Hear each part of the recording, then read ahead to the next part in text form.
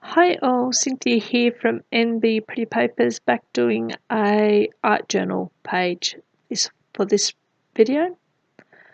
I'm going to play along with the Take 5 art challenge that happens each month. There's a stack of YouTube ladies that put this together each month, and I'm going to play along again this month. The 5 prompts for this month were: use blue-green, use your white gel pen, ink, layers, and reuse something. I think that's what they were. So I put out this white tissue paper, and this is going to sort of play a little bit of twofold here. One is it's going to be reuse something, and it's also going to be a layer. So I'm just adding some colour to it. It rips and tears pretty bad as I'm doing this. Not that that bothered me too much, because I really wanted to, once I did it, my intention was to sort of tear it into strips and sort of scrunch it up. But I didn't really need to do that part. The fact that it fell apart and sort of crumpled as I was doing it did that automatically. So I'm now got the matte gel medium, and I'm just going to use that to glue the tissue onto the background. And as I said, I'm deliberately trying to make it quite chunky and lots of dimensions and texture to the page. The idea of this is to be a night sky, and I kind of want it to look like it had all different depths to it. I don't know how well I succeeded in doing that, but that was the intent of the page. So just plocking pieces down and tearing bits and pieces off and adding it, filling in some gaps, and in the end I used the whole lot of the tissue that I used and fill in all those gaps. Overlap, try to mix the colours up a little bit. So I've got some, as you saw, some blue and some purples and a couple of different shades of blue. There it is, it's all down and dried, and now I'm coming in with a sponge and some black paint just to give it that bit more of a night sky feel to the page. And I have deliberately left the bottom plain, as I plan on painting that out, and here I go showing that in. Now I'm just going to put like a foreground hill in place, and a little bit later on I come in and I paint a river on top of that black too. Well, that's what it's meant to be. I think in the end photo you can tell that's what it's meant to be, or in the end layout. Let me know, do you think it looks like a river, or is it a bit hard to say what it's meant to be? Liking the way that's come together, and now I'm coming in with my more of a bluey greeny type of shade, and I'm trying to put in some lights into the sky for either the northern lights or the southern lights, aurora australis or aurora B something if you're in the northern hemisphere, but down here we call it the aurora australis, which is the lights in the southern hemisphere. Aurora borealis or something. Does that sound about right? I don't know. I should shut up before I dig myself into a deeper hole. Here we go, coming in with the blue now to add in my river, and it's looking a bit average at the moment, but I think the page comes together quite well in the end. And now I'm just coming back in, trying to get some like reflections happening. That's the idea anyway, using the same acrylic paints. So the paints that I'm using are just cheap craft paints that you get from the craft shop, so they're certainly nothing too fancy or fabulous here. They're the first lot of paints that I purchased when I wasn't too sure whether I would use them or would know how to use them. So as they run out, I probably will replace them with some next level up paint. Probably won't go quite to the top level grade paint, as I probably don't really need to do that fancy work, so I'll probably just be the medium quality.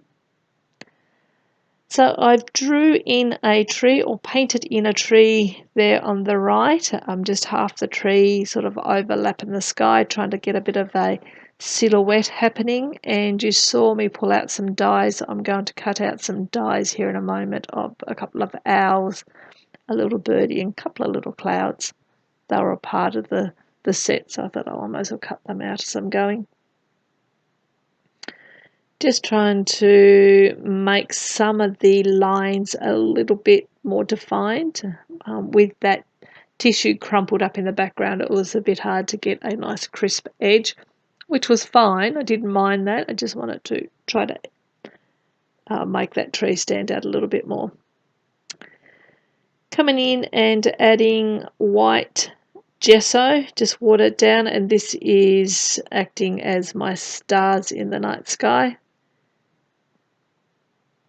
And then I come back in here once all that's dry, and I just use my white gel pen and add some dots in the water, and also just some more little bigger stars and a couple of little shooting stars in the sky as well, just to add a little bit more interest.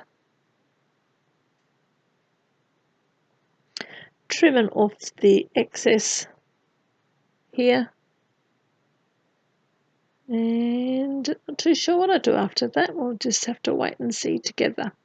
I really enjoy playing along each month, so this is probably my third or fourth month that I've played along with this challenge, and I'll link my previous month's attempt up above as well, so you can go back and check those out.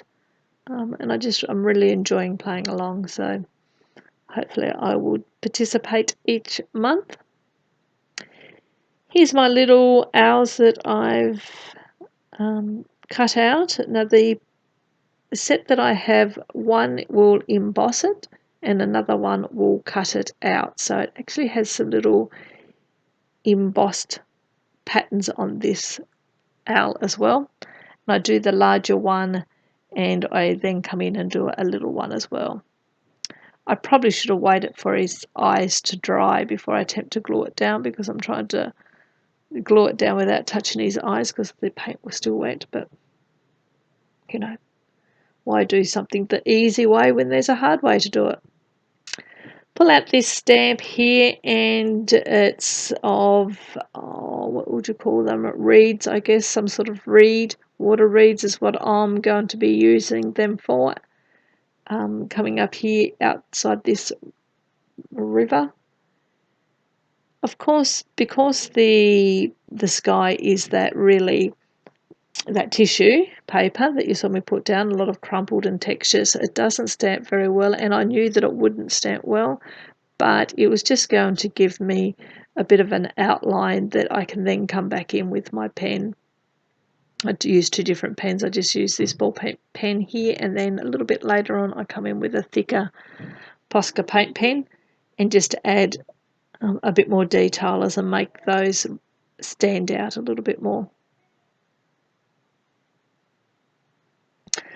What else are we doing? So I do that, and then I make sure I put the reflection into the water as well,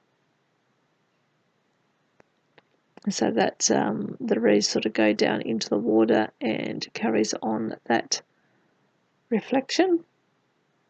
It's quite a dark page, and I ummed and ahed about sharing the page, but I guess being a night sky, it had to be dark, and I was trying to, not much I could do about that, I guess.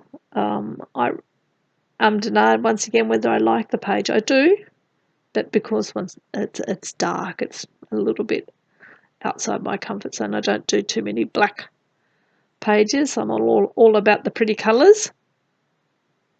So once again, leave me a comment below letting me know whether you think it's, it turned out all right, and whether you think it's a bit too dark, or what you think of it. Have this little bird here that I thought I would just stick down, and a couple of clouds. I know probably in reality, if you have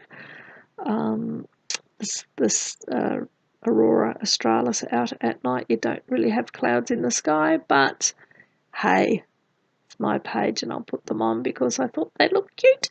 So on they go. Just coming back in with the orange paint, I'm going to make the owl's eyes a little bit darker and also paint the eyes on the other owl. And I really did struggle to make them stand out. I initially went in with the white gel pen and I just felt like that it just didn't work. It was too strong, it was too bold, and didn't quite just blend in very well. So I used that, and a little bit later on my camera did die right towards the end, so I did a little bit off page. Now what I've done off camera, I should say, is one, I've grabbed a silver pen and added some details in a silver pen, and also used my what's it called? Nuvo, Nuvo, Nuvo